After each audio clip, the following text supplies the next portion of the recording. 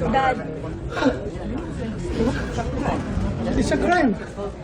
This is the worst government.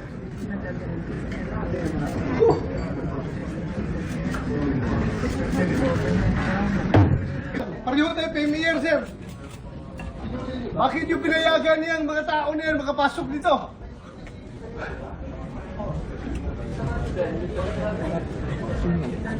Kung ikaw ang senador, sir, ako ang sergeant at arms.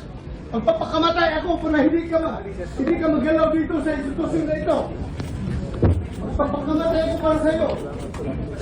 Pasok ko dito sa baba. May nakaabang na ng mga NBI, mga kasibilyan. Inarang ako at ayaw ako pakyatin. So nakipag-wrestling ko sa kanila kasi ipigilan ako eh. Hindi nagtatawagan na dito. So nakipag-wrestling ko sa kanila para makapasok ako dito. Bakit daw po nila kayo hinaharang? I don't know. Baka ayaw na ako makabuto para hindi mapalitan ang liderato ng Senado. So nagkagalit. Ano pa bang ibang purpose doon? Bakit po nila hinarang?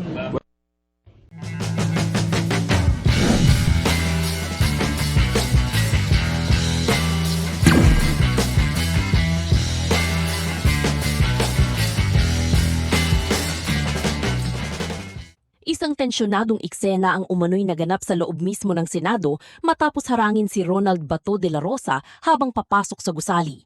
Isang pangyayaring agad umani ng atensyon at reaksyon mula sa publiko at mga netizen online. Ayon sa senador, ikinasama niya ng loob ang naturang insidente lalo na't nangyari ito sa loob ng isa sa pinakamahalagang institusyon ng pamahalaan. Hindi rin niya itinago ang kanyang pagkadismaya at mariin niya itong kinundena sa kanyang naging pahayag. Ngunit ano nga ba talaga ang punot dulo ng pangyayaring ito? May kinalaman ba ito sa seguridad, protokol o may mas malalim pang dahilan sa likod ng kontrobersyal na eksena?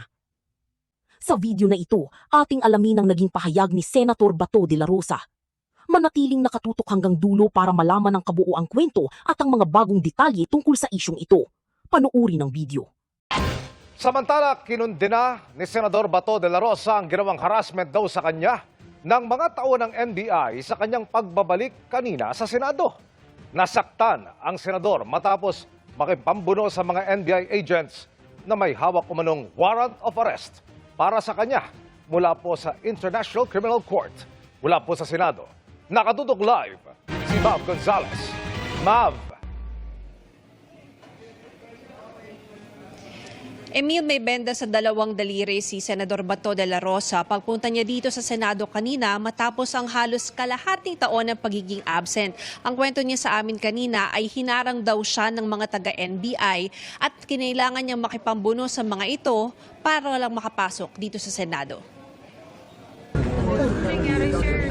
Dad. It's a crime. This is the worst government.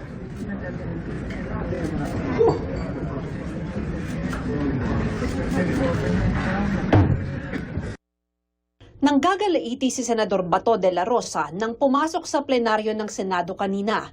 Duguan ang kanyang kaliwang kamay matapos niyang makipambuno sa mga taga-NBI dahil hinarang siya papasok ng Senado. Sinita ni De La Rosa, pati ng ibang senador, si Senate Sergeant at Arms Retired Major General Rene Samonte dahil pinapasok ang NBI sa Senate grounds. Pareho tayo premier, sir. Bakit yung pinayagan niyang mga tao na yan makapasok dito?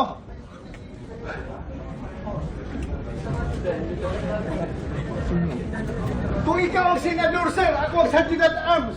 Magpapakamatay ako para hindi ka magalaw dito sa institusyon na ito. Magpapakamatay ako para sa iyo. Ito ang unang beses pumasok ni De La Rosa sa Senado matapos mapabalitang may warrant of arrest umano laban sa kanya ang International Criminal Court o ICC noong Nobyembre. Kwento niya, ayaw siya papasukin ng mga taga-NBI nang dumating sa Senado bago magsesyon. Pasok ko dito sa baba. May nakaabang na ng mga NBI, mga kasibilyan. Inarang ako at ayaw ako pakyatin. So nakipag-wrestling ko sa kanila kasi ipigilan ako eh. Hindi nagtatawagan na dito. So nakipag-wrestling ko sa kanila para makapasok ako dito. Bakit daw po nila kayo hinaharang? I don't know. baka ayaw na ako makabuto para hindi mapalitan ang liderato ng Senado. Saan nagagalit? Ano pa bang ibang purpose doon? Bakit mo nila hinarang? Hinihinga namin ng pahayag ang NBI kung bakit andun sila sa Senado. Pero ayon kay dating Senador Antonio Trillanes IV, sumama siya sa NBI na magsisilbi umano kay De La Rosa ng warrant of arrest mula sa International Criminal Court. Sa panayam, sinabi ni De La Rosa na dito lang siya nanggaling sa Metro Manila bago pumunta sa Senado. Pero nasa kalikasan daw siya nitong mga nakaraang buwan. Hindi niya sinagot kung nasa Davao siya.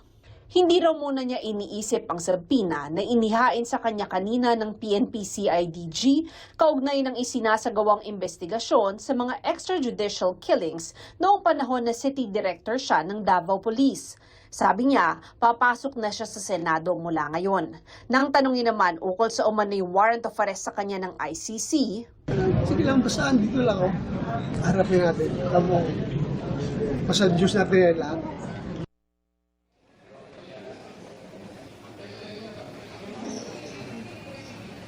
Emil, sa ngayon nananatili sa Executive Lounge dito sa loob ng Senate Building si Senator Bato de la Rosa at doon sa labas mismo ng pinto ng Executive Lounge ay nandun pa rin yung mga NBI agents na supposedly nga ay magsisilbi sa kanya ng warrant of arrest galing sa ICC. Kanina tinanong natin si Senador de la Rosa kung mananatili ba siya dito o magka-camp out sa Senado.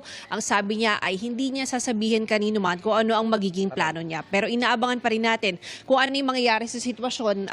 Eto, maraming tao ngayon dito dahil nga tinitingnan kung lalabas pa si Senador de la Rosa dun sa Executive Lounge at kung pupuntahan pa siya ulit ng NBI. Emil? Mav, kanina bago tayo sumayin papawid, mayroong nag-file ng motion para isailalim sa Senate Protective Custody si Senator Bato de la Rosa at maiwasan na siya'y maaresto. Ano update dito? Makakatulog na ba siya ng matiwasay ngayong gabi at dyan siya magpapahinga o paano ang magiging sistema at proseso rito, ma'am? Napagbigyan na itong motion na ito actually, Emil. Kaya meron na talagang protective custody si Senador de la Rosa ayon kay Senate President Cayetano.